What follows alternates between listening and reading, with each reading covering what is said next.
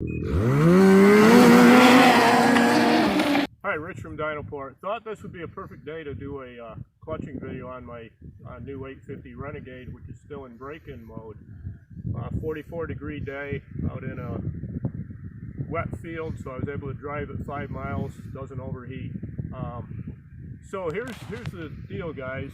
This is in break-in mode. We've got real bad air, and my RPMs are exactly at 7,900 where they should be. So the reason I'm doing this video is to show you guys how far off a simple clicker adjustment is. And that's why these guys selling you clutch, $500 clutch kits, that's what they do when they go out testing. They leave it on the stock setting. This sled will be off 5 to 10 miles an hour once it's broke in. If I simply turn my clickers from 3 down to 2 once it's broken in, the sled will run where it should.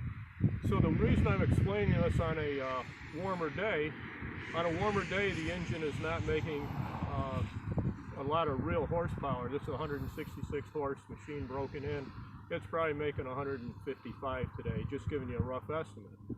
So since your clutch is a dyno, the fact it's turning 7,900, my clutch is not adjusted.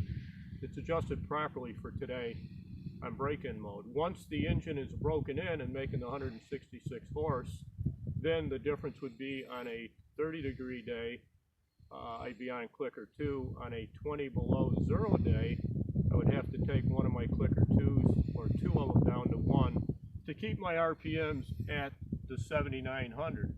The other thing, today, my peak RPM really isn't 7,900 because we learned this asphalt drag racing, and this is basic engine science. On a warmer day, your engine does not peak as high because it's not as efficient.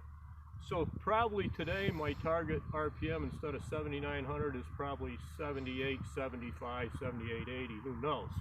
On a 20 below 0 day, my target RPM would creep a little above 79, would probably be 79.50.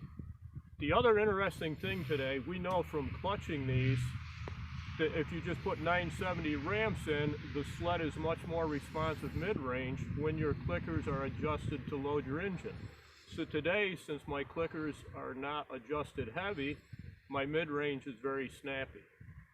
So guys, this is I'm going to have a series of several clutching videos. This is one so you start thinking about basics.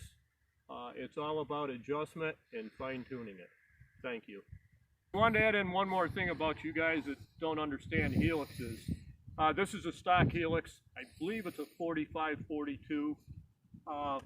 Perfect helix for drag racing in these conditions. As you can see, I spun quite a bit, and about 40 feet out it stopped spinning.